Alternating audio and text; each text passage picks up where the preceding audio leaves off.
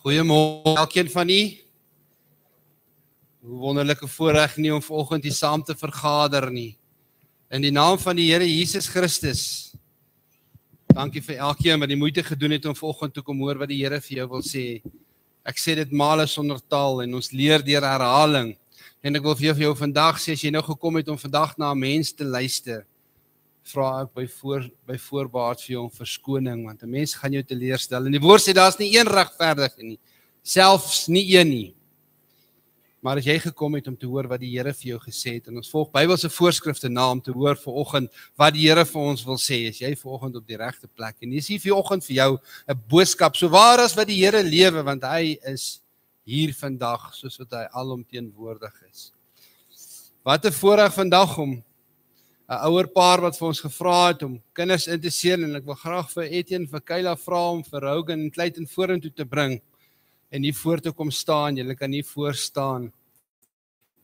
Die vraag wat in mense se harte inkom, hoekom doop ons nie kinders nie? Hoekom seën ons kinders in? Hoekom wy ons hulle toe?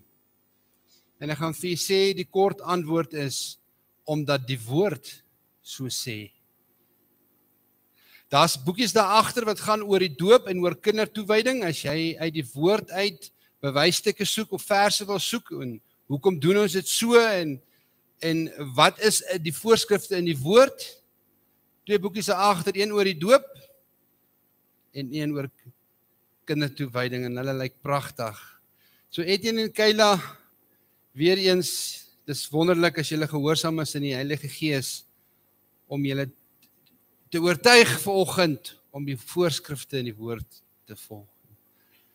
Ek wil vandag vir julle vra, ek wil vir julle 'n paar vragies vra, en julle kan net een keer antwoord op die ou ende, en ek wil hê julle moet dit, ek deel gewoonlik die vrae voor die tyd met die ouers, sodat as daar nie duidelikheid is nie, dan kan hulle met my gesels, so ek stuur dit voor die tyd, maar ek wil vandag formeel vir hulle die volgende vraag vra. En Etienne en Kayla, verklaar julle as ouers voor God en sy gemeente en dat Clayton en Rogan, en dit is nou hulle 2 pragtige seuns wat hier voor staan, dat julle Clayton en Rogan met dankbaarheid teenoor God ontvang het en as 'n gawe en seën uit sy hand is. Verklaar julle dat julle bereid is om alles in julle vermoë te doen om 'n stabiele omgewing vir hulle te skep waarin hulle kan groot word. Verklaar julle dat julle onderneem om voortdurend verhouding te werk en te sorg dat julle deur 'n goeie verhouding die nodige liefde, ondersteuning en veiligheid vir hulle sal bied. Onderneem julle onder die voorbeeld van elkeen van julle se persoonlike verhouding met die Here, hulle geestelike leiding sal gee met die hoop en vertroue dat wanneer hulle groot genoeg is om te verstaan, dat hulle besluit sal vat om Jesus Christus as hulle saligmaker en verlosser aan te neem en navolgers van sy woord te wees. Onderneem julle, Etienne en Kayla, om nie net na hulle fisiese vermoë, fisiese behoeftes om te sien nie, maar ook om te sien na hulle geestelike behoeftes, en dat julle instrumenteel sal wees vir hulle geestelike groei en ontwikkeling.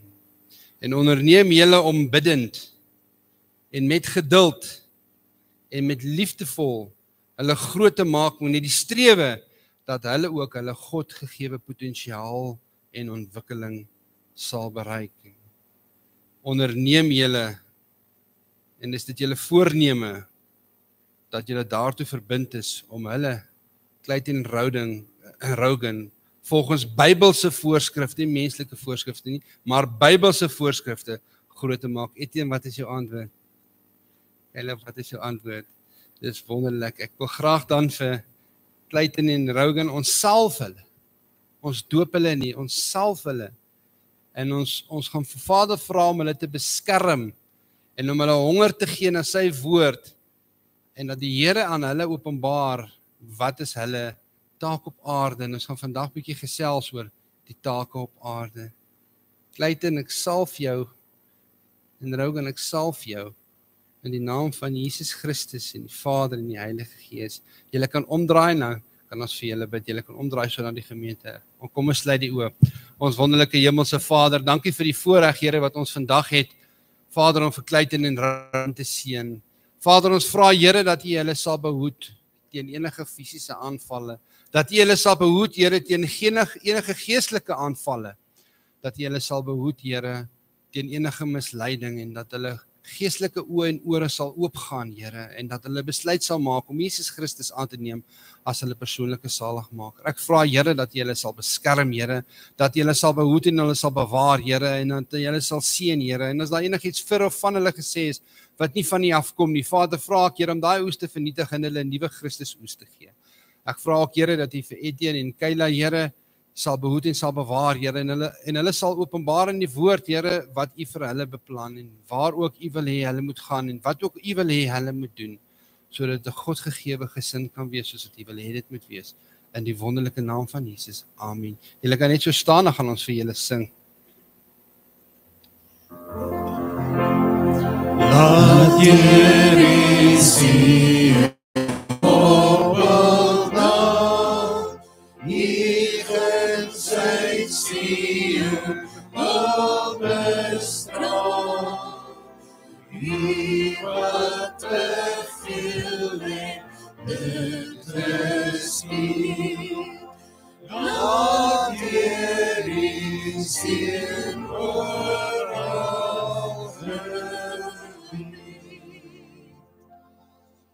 Baie dankie, kan die sitplek inneem, julle kan julle sitplek inneem. Dinsdag se woordstudie gaan ons gesels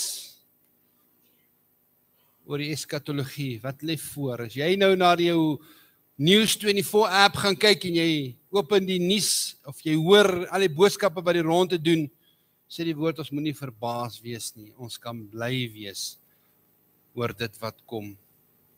En ek gaan vandag 'n boodskap bring ook wat voor lê vir die mensdom. En ons gaan net een tema behandel. En ons gaan praat vandag bietjie oor die loon wat ons gaan kry in die hemel. Paul het dit mooi gesê in die begin. Dit moet baie duidelik wees. Jy kan jouself nie in die hemel inwerk nie. Jy kan maar hoeveel pannekoek bak, hoeveel koekies bak.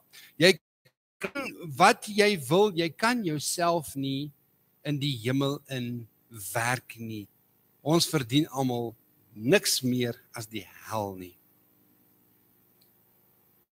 Maar wanneer jy gered is, en die Here het jou bloed gewas, en jou naam word opgeskryf in die boek van die lewe, dan het jy 'n begeerte deur heiligmaking om meer en meer soos Jesus te wees.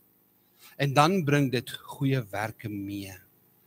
Ek wil hê met hierdie onderskeid tref. Goeie werke kan jou nie in die hemel bring nie. En as jy hemel toe sou gaan met goeie werke en dat jy so heilig sou leef, het Jesus Christus verniet gesterf. So ons is almal sondaars. Ons almal het gestruikel en dit ontbreek ons aan die heerlikheid van die Here.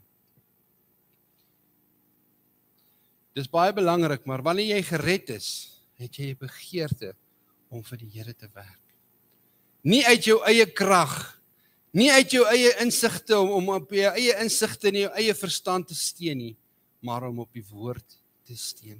Ek wil graag hierdie boodskap begin vandag met 'n versie. Welkom om op die bord te kyk. Ons gaan nie vandag 'n gedeelte uit die Bybel uitlees nie. Jy kan sommer na 'n paar versies kyk en die boodskap vandag is die loon as Jesus vir jou 'n loon gee. Ons kan sê dit is die grootste grade plegtigheid wat die heelal sal sien eendag. En dit is vir ons opgeteken in die woord van die Here in Openbaring. So die versie wat opgekom het en wat iemand vir my gegee het hierdie week ook deur leiding van die Heilige Gees is 2 Timoteus 2 vers 15. Wat sê die versie? Hier is net ter inleiding. En ek gaan nie eens baie uitbrei nie. Die versies is van selfsprekend, staan daar. Lê jou daartoe om jou beproef voor God te stel as 'n werker wat hom nie hoef te skaam nie, wat die woord van die waarheid reg sny. Nou ons gaan nou vandag bietjie praat oor die krone wat jy gaan kry. En hierdie versie praat van die waarheid reg sny. Ons het gesê ons doen niks in ons eie krag, in ons eie vermoë nie. So met ander woorde, Ons praat nie vanoggend oor wat jou bankbestuurder vir jou sê nie. Ons praat nie vanoggend oor wat jou prokureur vir jou sê nie. Ons praat nie vanoggend oor wat jou dokter vir jou sê nie. Ons praat vanoggend met jou oor die profesie wat God geïnspireer het in die woord staan vir jou wat vir jou voorlê. Onthou, daar's net twee paaie, daar's hierdie weg en daar's daai weg. Daar's nie 'n middelweg nie. Jy's of die breë weg of jy's op die smal weg. Jy's nie tussenin nie. Dan is daar mense in vandag se tyd wat glo en wat verkondig en wat sê, kerkmense, minder kerkmense, enige iemand, maar daar's hierdie persepsie wat sê, jy moet net nie Openbaring lees nie, want dit gaan vir jou Bybelstryd gee. Dis so moeilik om te verstaan, bly eintlik weg uit daaruit. In elk geval is dit nie eens vir ons geskrywe nie, dis vir die ooste geskrywe. Nou vra ek vandag vir jou, moet dit nie wat die Satan vir jou wil sê nie. Openbaring is nie so moeilik nie, en as die Heilige Gees dit vir jou openbaar, kan 'n laerskoolkind van 6 jaar oud dit verstaan, op 'n vlak as die Gees dit in jou openbaar. Dis nie so moeilik nie. Dit gaan oor, as jy ingestel op die Heilige Gees se stem wat jou oortuig. Dit is net die teenoorgestelde as wat die wêreld sê. Dit is 'n wonderlike boek. Genesis vertel jou waar kom jy vandaan. Openbaring vertel vir jou wat gaan word met die mensdom en wat lê vir ons voor. God het 'n wonderlike plan met sy mense. Ons leef vandag, en ek dink ons almal kan saamstem, ons lees in 'n kerk dispensasie van Christus. Vandag op aarde is die bruid van Christus op aarde. En nou, terwyl ons in hierdie dispensasie leef, wat ons genade kan verkry, maak nie saak wat se sonde jy gedoen het nie, maak nie saak wat jy gedoen, ons almal het mos 'n storie, maak nie saak wat jou storie is nie, genade is beskikbaar, verniet, die Bybel sê is unmerited favor, onverdiende guns. Maar in hierdie tyd wat ons lewe, is daar 7 fases, 7 tydperke. Vandag aan die laaste, in die 7de, aan die Laodicea se tydperk op aarde. En hierdie Laodicese tyd, waarin ek nie vandag lewe, op aarde. En as jy mooi sit, en die Gees leer vir jou en oortuig jou, en jy luister bietjie met jou oor, en jou oor is bietjie gespits, dan sal jy hoor, ons leef in 'n koue, afvallige tyd. Mense sê, ek is ryk, ek het verryk geword. Ek het niks gebrek nie. Alles gaan net goed met my.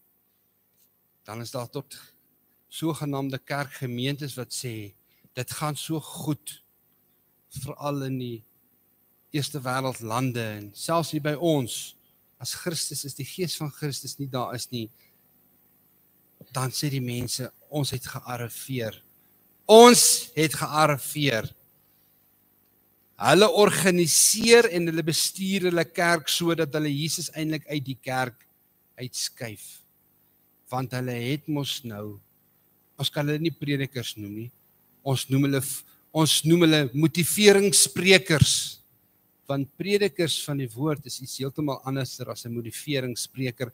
En hulle gaan vir jou vertel van al die maniere tog maar net dat die geld kan inkom en die pastoor en die domies tog maar net hulle gedeelte kan kry. En op die ouene is daar tot 'n biertent, en die eerste is die geestelike leiers wat na die biertent gaan, sodat hulle die voorbeeld kan staan, dat die gemeente kan volg. Dis die tyd waarin ons lewe. Ons leef in 'n godsdienstige tyd sonder Christus. Nou kan ek vir jou sê, ja, 80% van Suid-Afrika sê hulle is Christene.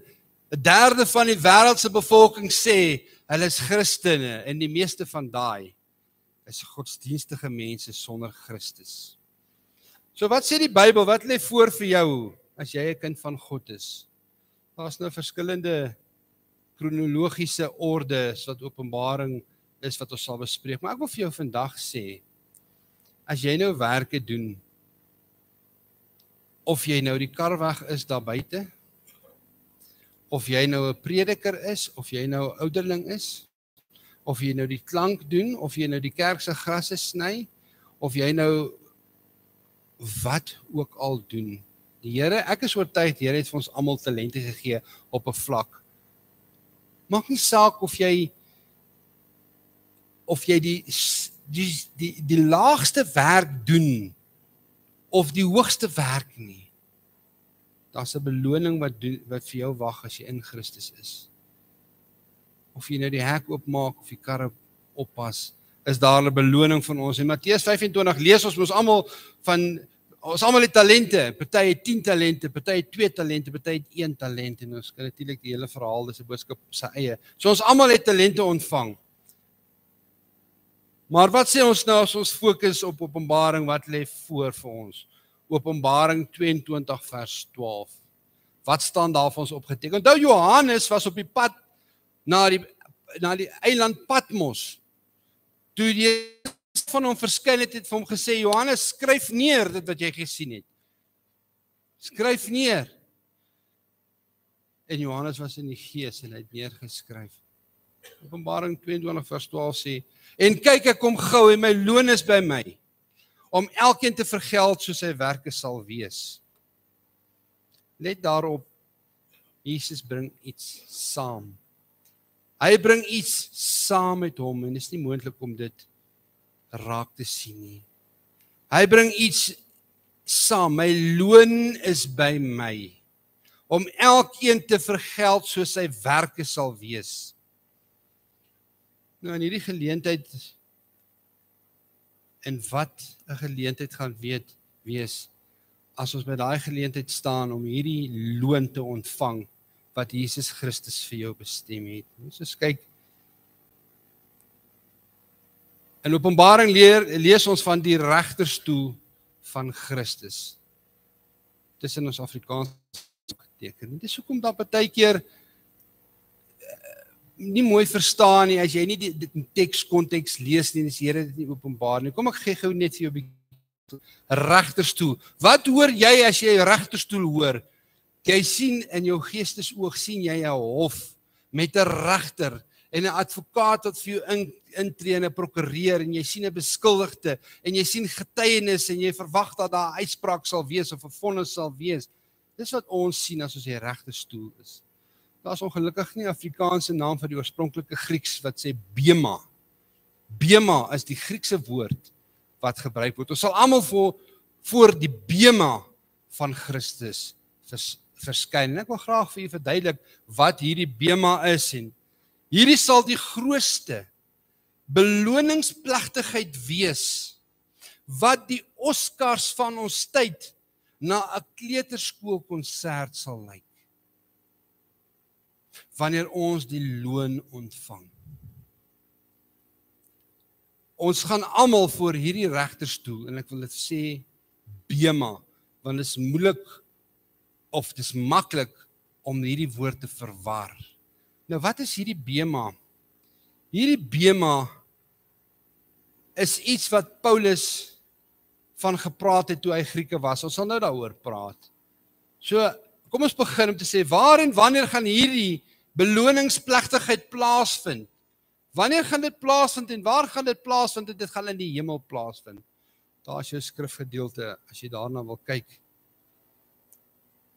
En dit gaan plaasvind by die regterstoel van Christus. Dit ons klaar gesê, ons het nou 2 opsies, of ons gaan bestudeer nou Grieks en Hebreëus, en ons verstaan die hele agtergrond, wat nie vir ons beskore sal wees, want ons sal dit nooit in diepte kan verstaan nie. Of ons vra die Heilige Gees om vir ons hierdie te openbaar.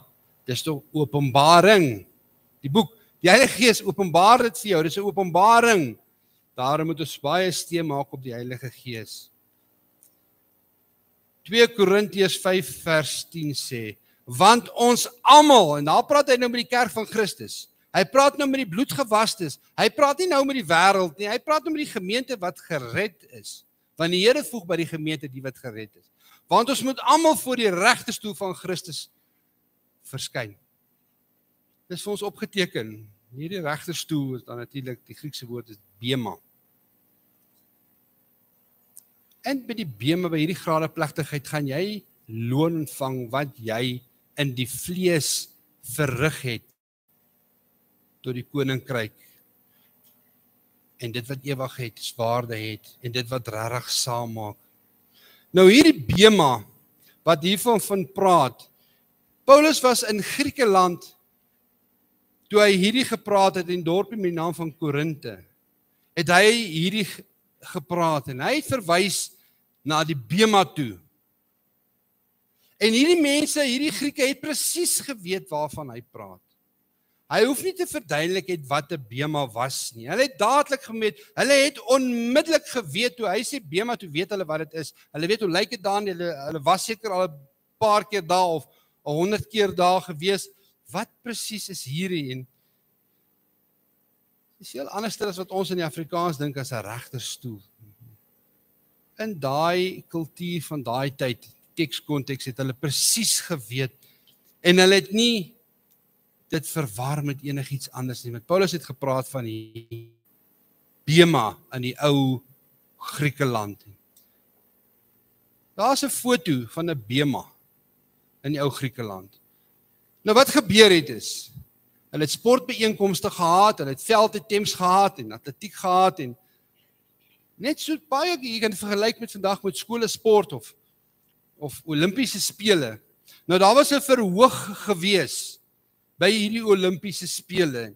En op hierdie verhoog was die hooggeplaaste mense, die konings, die eerste minister, dalk iemand soos die voorsitter van die omgewing of wie ook al. Dis die mense, die eregaste het daarop gesit. Kom ons sê nou maar, dit was die VIP mense wat op daai verhoogie gesit het. En daai verhoogie word genoem die bema. Die gewone ouetjie soos ek en jy, ons sal maar op die paviljoene moes gesit het met hierdie geleentheid. En op daai bema, het hierdie hooggeplaaste mense gesit. En onder op die veld was dan die skeieregters en die mense wat dan aangekondig het wie's eerste en tweede en derde plek. Amper soos vandag, in vandag se tyd.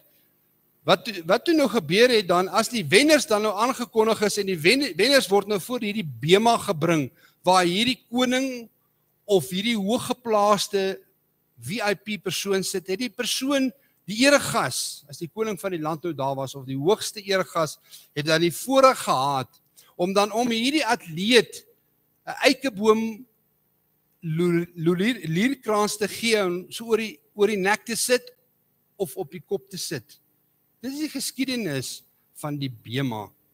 Dit is die geskiedenis van dit. So, hierdie eikeboom lolierkrans wat opgesit is dan 'n simbool dat jy dan nou die wenner is. Maar baie vinnig het hierdie krans op jou kop of jou nek het verwelk, het nou agteruit gegaan van die son.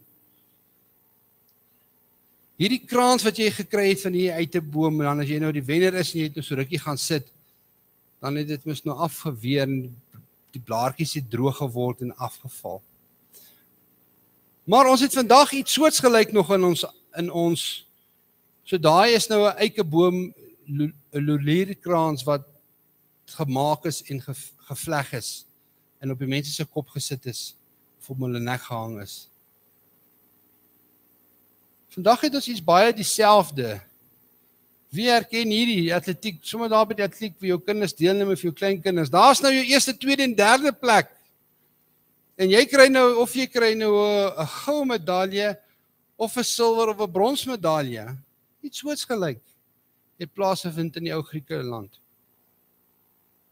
So ons praat van, ons gaan almal voor die bema van Christus verskyn. Ons gaan almal loon kry. Want die vers wat ons gelees het, want ons moet almal voor die bema van Christus verskyn. Hierdie ons is natuurlik die bloedgewastes. Verder in Openbaring, en ek wil net graag die onderskeid maak, ek wil nie oor die ander een praat nie, maar ek wil net sê, daar's 'n onderskeid. In Openbaring lees ons dan nou van die regterstoel wat daar die bema is, en ons leer van die groot troon wit oordeel, die groot wit troon oordeel. Dis twee aparte geleenthede wat plaasvind, en daar's 'n verskil. Op die bema gaan die bloed van Christus, wat oor die mense gestort is, die kinders van die Here verskyn. Almal wat gered is, deur die kosbare bloed van Christus. En baie jare daarna, as jy nou die kronologiese tydlyn sal verstaan, soos wat ons in die woordstudie sal behandel, op die heel einde sal daar 'n groot wit troon oordeel wees. So wat is die verskil? Die verskil is die bema. Die bema wat ons van praat is net vir die kinders van God. En nou praat ek nie van godsdienstige mense nie. Ek praat nie van mooi mense wat goed kan motiveringssprekers en al daai tipe, jy weet presies wat ek van praat. Ons praat nou van kinders van die Here. En daar gaan 'n beoordeling plaasvind van die werke wat jy gedoen het. En dan gaan daar natuurlik 'n beloningsplegtigheid plaasvind, want Jesus het gesê, ek kom gou en my loon is by my. En die groot wit troon oordeel, heel wat later, is dit net die ongereddes. Daar gaan 'n veroordeling plaasvind. Daar gaan jy gestraf word en in die poel van vuur gegooi word. Dit vind plaas eers na die 1000-jarige vrederyk. So ons gaan nie vandag daaroor praat nie. So ons is terug by die bema. Wat is die basis van hierdie beloning? Waarvoor gaan die kinders van die Here beloon word? En ons gaan vandag daarna kyk en ons gaan sê, wat sê die woord? Hulle gaan beloon word vir hulle arbeid, hulle dienswerk en hulle werk wat hulle hier op aarde verrig het. Gaan jy 'n beloning kry. En daar is die versies as jy daar dit wil kyk en dit wil ondersoek. En jou werk op aarde natuurlik gaan so dit nou denkbeeldig kan illustreer of verduidelik. Dit gaan wees soos 'n groot hooi stapel. Al die werke wat jy gedoen het. En God self sal die vuur stuur. Daai hooi stapel te verteer met die vuur. En dit wat oorbly, het die vuurtoets deurstaan. Met ander woorde, alles wat jy uit jouself uit probeer het, uit jou eie vermoë uit jou eie kennis uit en uit jou eie uit, sal deur hierdie vuur verbrand word. Alles wat jy deur die Gees verrig het, alles wat jy gehoorsaam was in die Gees, verskillende werke, verskillende goed, maak nie saak wat se vlak wat jy gedoen het nie. Dit maak ook nie saak of jy suksesvol was daaraan nie. God sien, en mense kyk in die kop, maar God kyk in die krop. So dit wat oorbly na die vuurtoets, nou gaan ons loon ontvang vir wat agterbly na die vuur getoets is. En my vraag aan jou vandag is, as jy nou vandag sou sterf, by watter een van hierdie geleenthede sal jy verskyn? Gaan jy verskyn by die bema, of gaan jy verskyn by die regte, by die wit troon oordeel? Die vraag is jy gered of nie? Daar is 'n onderskeid. Ons het gelees in Openbaring 22 vers 12 en sê, kyk ek kom gou, my loon is by my. En as jy nou by die bema staan, en die vuurtoets is gedoen deur God, en dit wat oorbly, gaan jy loon ontvang. En ek sê vir altyd vir mense, jy gaan verbaas wees wie jy in die hemel gaan sien, of wie jy nie in die hemel gaan sien nie. En ek kan vir jou dieselfde sê, ons almal gaan verbaas wees om te sien, wie kry loon by Christus. Wie se werke het die vuurtoets deurstaan. Jy gaan verbaas wees wie loon kry, of wie nie loon kry nie. Ons gaan almal verbaas staan. En hier praat ons dan nou nie van 'n eikeboom lolierkrans of medaljas, soos wat ons by ons sportbyeenkomste kry, goud, silwer en brons, wat ook al nie. Hier praat ons van iets baie meer as dit. En hierdie is net prentjies. Nou mag die Gees vir u openbaar. Ons ken teendele. En onthou die Bybel sê dat dit nog nie eens by ons opgekom wat God vir ons bestem het. En dit het nog nie in ons gedagte opgekom nie. So hierdie is maar net beeltjies en die Here gaan vir ons beloning gee in die vorm van krone. Nou wil ek sê, ek gaan 'n paar mense gebruik vandag en moet asseblief nie die persoon assosieer met die kroon nie. Dis net 'n voorstelling van 5 krone wat die Here kan gee. Ek glo met my hele hart daar's meer. Die Here kan meer gee, ons weet nie, maar die Bybel wys vir ons van 5 tipe krone wat jy sal ontvang by die bema van Christus. Na die 4 toets, is daar 5 krone. En ek sê, daar kan dalk 100 wees, daar kan dalk baie meer wees, ons weet nie, maar die Bybel openbaar vir ons 5. En dis al wat ons nodig het om te weet, want dit gee vir ons, daar is loon.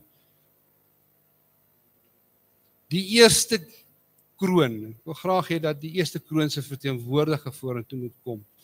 Die eerste kroon, daar natuurlik 5 krone, en ons kan nie eers onsself indink nie, hierdie is maar net prentjies. Nou sy gaan vir ons vandag, die eerste kroon, gaan ons demonstreer op haar. En wat is hierdie eerste kroon, wat die woord van praat? Die eerste kroon is, die woord van die kroon van die lewe. Die ander naam is die martelaarskroon. Almal, elke mens op aarde, wat verdrukking, wat vervolging, of wat selfs doodgemaak is, vir die evangelie en vir sy naam. Almal wat volhard het tot die dood toe, ten spyte van jou omstandighede, ten spyte van jou uitdagings,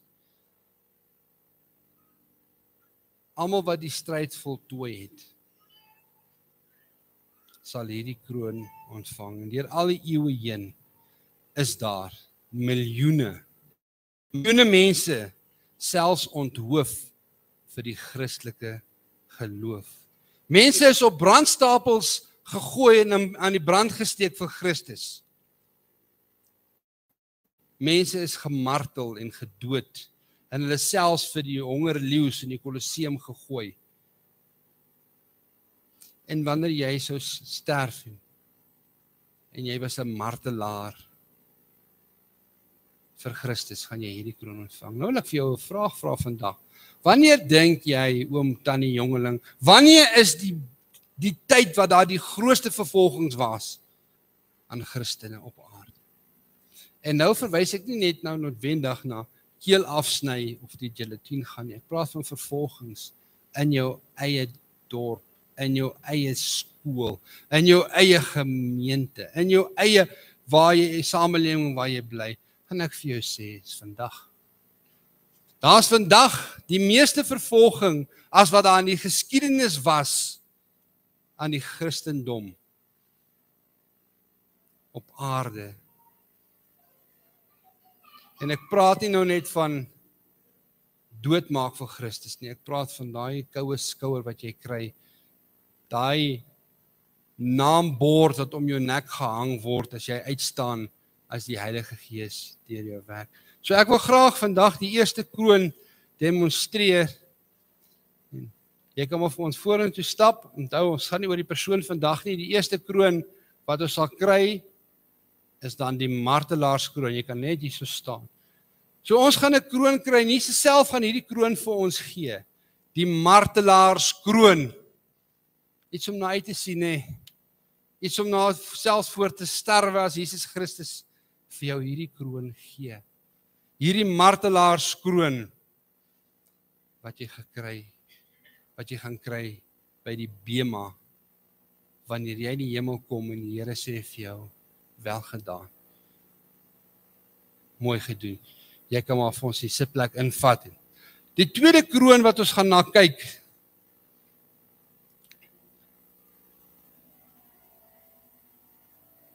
Ons het nou gepraat oor hierdie eerste een wat sê die kroon van die lewe. Die tweede kroon wat ons gaan na kyk gaan wees dan, ek wil graag vir u net gou terug op die eerste kroon, daar staan geskryf, salig is julle wanneer die mense julle beledig en vervolg en valslike allerlande kwaad teen julle spreek, om my ontwil. verbly en verheug julle, omdat julle loon groot is in die hemele. Eerste kroon, wat ons van praat daar. Die tweede kroon, Kobus, jy kan vir ons vorentoe kom. Die tweede kroon is die onverwelklike kroon. Met ander woorde, die eikeboomkraans wat jy om jou nek hang, gaan vinnig uitdroog, en jy gaan vinnig die blare verloor. Ek kom vir ons omdraai. Die tweede kroon wat Jesus Christus vir ons gaan gee, is die onverwelklike kroon. Die geestelike wedloperskroon. Daar staan in 1 Korintiërs 9 vers 25. En elkeen wat aan 'n wedstryd deelneem, onthou hom in alles, hulle nogal 'n verwelklike krans te ontvang, maar 'n onverwelklike kroon. In 'n woorde, daai krans, ons gelees het van Griekenland, hy verwelk gou. Hierdie is 'n onverwelklike kroon wat ons gaan ontvang. Al loop die ouderdom al ver in jou lewe, en al het jy nou al ver in jou lewe gevorder, en jou jare is grys, en jou ouderdom is nou al hoog, en jy nog steeds vrugte dra. En weet jy, ek ken mense persoonlik wat al 40 jaar terug al 'n pad geloop het met die Here, bidders, wat tot vandag toe nou nog steeds aan hierdie bid vashou en vashou aan hierdie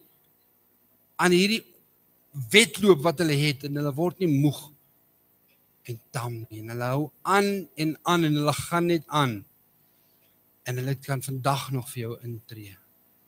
Die mense wat aanhou en aanhou, soos wat Paulus sê. 2 Timoteus 4 vers 7, ek het die goeie stryd gestry, ek het die wedloop voleindig. Dit gaan dan die tweede kroon wees wat ons lees. Kobus, jy kan vir ons vorentoe gaan sit. Ons vra nou vir die derde kroon om vorentoe te kom, en hier is natuurlik die kroon van die heerlikheid. Nou, wat is dit? Die kroon van die heerlikheid, ook bekend as die herderskroon. Die herderskroon. Die herderskroon. Wat is hierdie nou? Nou praat ons met die geestelike leiers van die gemeente. Ons praat van die regerende ouderlinge. Ons praat met die mense wat kudde onder hulle het. Almal wat 'n kudde onder het, ons praat met die kinderkerkpersoneel. Ons praat met die jeugleiers.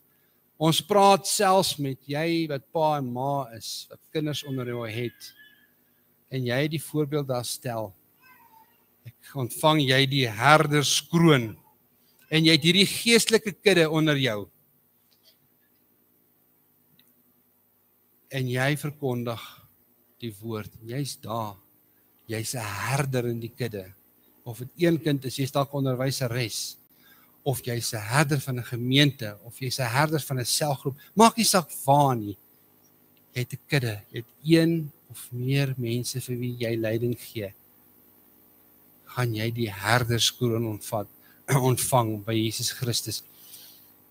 Iemand het een keer gevra, what on earth are you doing for heaven's sake?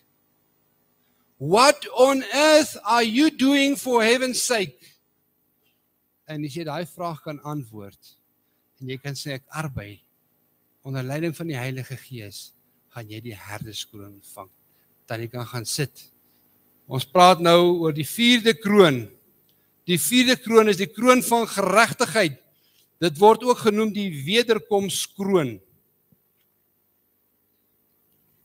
Dis mense wat uitsien na die wederkoms van Christus. 2 Timoteus 4 vers 7 en 8 sê, ek het die goeie stryd gestry, ek het die wedloop voleindig, ek het die geloof behou. Verder is vir my weggelê die kroon van geregtigheid, want die Here, die regverdige regter, my in die dag sal gee, en en nie aan my alleen nie, maar ook aan almal wat sy verskyning lief gehad het. Almal wat uitsien na die pad. Lukas 12 vers 36 en 37 sê, en julle moet wees soos mense wat op hulle Heer wag, julle wat die koms van die dag van God verwag en verhaas. Nou as jy nou in jou hart moet antwoord, verwag en verhaas jy jou koms, die koms van Christus. Of sê Jesus Paulus, ek kan ook nie wag om heen te gaan met hom te wees nie. As jy daai het, en jy bedoel dit reg in jou hart, kan jy verseker wees, jy gaan ook hierdie kroon ontvang. Of in Markus 13 vers 33 wat sê, pas op, waak en bid, want julle weet nie wanneer die tyd daar is nie. Dankie Tannie, ons gaan nou na die 5de kroon toe. Tannie kan gaan sit. Die 5de kroon, wat is die 5de kroon? Dit is die kroon van roem, ook word dit genoem die sielewennerskroon. What on earth what have you done for heaven's sake? Tannie kan maar vorentoe kom. Die 5de kroon, hier is net 'n simbool. Nooit sal ons kan namaak hoe gaan die kroon lyk nie. Nooit gaan ons eers kan dink hoe gaan die kroon kan lyk en wat die edelgesteentes daar sal in wees nie. Die kroon, Tannie kan so vir ons omdraai. Die kroon van roem, die sielewennerskroon. Want wie anders as julle is ons hoop of blydskap of kroon van roem in die teenwoordigheid van ons Here Jesus Christus by sy wederkoms. Want Jesus het self gesê, sê julle nie, nou in die tyd van Jesus was daar 'n sekere graan wat 4 maande gevat het om te oes. Van dit geplant is 4 maande, dis waar die vers vandaan kom. Sê julle nie, dit is nog dan kom die oes nie. Kyk, ek sê vir julle, dis wat Jesus wat daar praat. Slaan julle oë op en dan skou die lande dat hulle wit is van die oes. Kyk na die mense om jou. Kyk hoe stikkend is die mense by die werk of by die huis of jou buurvrou. Praat net 'n bietjie met daai mense, kyk hy laste wat hulle opdra, hoor bietjie wat is hulle uitdaging. En hy wat maai ontvang loon en vergader vrug vir die ewige lewe, sodat die saaier en die maaier saam kan wees. Tannie kan ook vir ons gaan voorsit. Tannie kan maar vir ons daar voor gaan sit. So, daar's 5 krone. Net vinnig weer, is die martelaarskroon. Dit was die eerste een. En dan die geestelike wedloperskroon. En dan die herderskroon. En dan die wederkomskroon. En die laaste een was die sielewennerskroon. Hoeveel mense kon die Gees jou gebruik? Jy kan niemand red nie. Geen mens kan jou red nie. Geen pastoor, geen dominee kan jou red nie. Ons is aanskouers van die werk van die Gees. Onthou, alles wat ons in onsself doen, sal verbrand in hierdie hoop, maar alles wat ons deur die Gees doen. So jy is nie eintlik, jy red nie 'n persoon nie. Jy kan niemand tot bekering bring. Jy kan niemand eens oortuig nie, maar die Gees kan jou gebruik as 'n instrument om daai persoon na die Here toe te bring. En as jy gehoorsaam is daaraan, kry jy daai kroon. So wat gaan ons maak met hierdie kroon in die hemel? Ek wil hê met hierdie is baie belangrik. Ons het gesê ons doen dan niks uit ons eie krag uit nie. Ons eie werke is verbrand. Dit wat agterbly is in elk geval wat ons deur die Gees gedoen het. So eintlik kan ons nie sê ons verdien hierdie kroon nie. Want dit is deur die Heilige Gees. Jy was maar net 'n aanskouer van die werk van die Here en van die Heilige Gees. So wat gaan ons met hierdie kroon doen? Ons gaan vir Here Jesus dit teruggee en sê, Jesus het vir ons gesterf. En deur u bloed was daar vir ons genees. Ons verdien niks meer as die hel. So wat gaan ons maak met hierdie krone wat ons ontvang het? En ek wil hê julle moet kom demonstreer. Ons gaan dit by Jesus se voete kom neerlê. Julle kan dit hier neerlê voor en dan kan julle gaan sit. Gaan dit voor Jesus se voete neerlê. Dankie, julle kan maar gaan sit. Dis wat ons gaan maak met die krone. So wanneer jy loon ontvang en jy het hierdie kroon gekry, gaan jy dit vir Jesus teruggee en sê, Here, dit gaan nie oor my nie. Almal gaan dit vir Jesus teruggee. En wat 'n dag dit sal wees. Jy's dalk gered. Jy's dalk in die hemel. Jy's bloedgewas. Jy het jou hart vir die Here gegee, maar jou liggaam het jy nog nie gebruik vir sy werke nie. Jy het nog nie gevorder op die pad van 'n geestelike heiligmaking nie. Jy het nog niks gedoen nie. Jy's gered, jy's in die hemel. Maar wat 'n dag sal dit nie wees soos ou Halleluja lied sê wat sê, moet ek gaan met leë hande, moet ek so my Heer ontmoet. Nie een dag gewy aan hom gewy nie, niks te offer aan sy voet. Oor die jare van verkwisting kon ek hulle weer deurleef. En sou hulle my heiland toewy, na sy Heer gedurig streef. Is dit nie dalk waar vir jou nie, my vriend? Gered, maar jou hart is dalk gered, maar jou liggaam is nog nie op die plek wat die Here vir jou bestem het om te wees nie. Jy kan dit vandag stop en dit is my begeerte dat die Here vir jou sal openbaar wat se werk jy vir hom moet doen en dat die Gees vir jouself vir jou sal lei. Soos ek sê, daar kan dalk honderde krone wees. Hierdie is maar net 5 en dit is vir ons ver genoeg. Mag die Here vandag deur sy Gees met jou werk. Kom ons sluit die boodskap af. Ons wonderlike hemelse Vader, dankie vir die voorreg, Here, dat ons vandag kon demonstreer, Here, en dankie dat U vir ons reeds geopenbaar het wat U vir ons vir ons voorberei het, Here. Ek vra, Here, dat U elkeen van ons hier sal sit vandag, Here, sal dit opnuut weer na U voete sal kom, Here, en dat ons sal arbei, nie om raak gesien word nie, Here. Al struikel ons oor ons woorde, Here, al kan ons nie woorde uitspreek nie, al hakkel ons soos Moses, Here, al is ons die swakste mens, Here, in die liggaam, maar as ons met die regte gesindheid doen, Here, sien U ons hart, Vader, en ons sê vir U dankie daarvoor in Jesus se naam. Amen.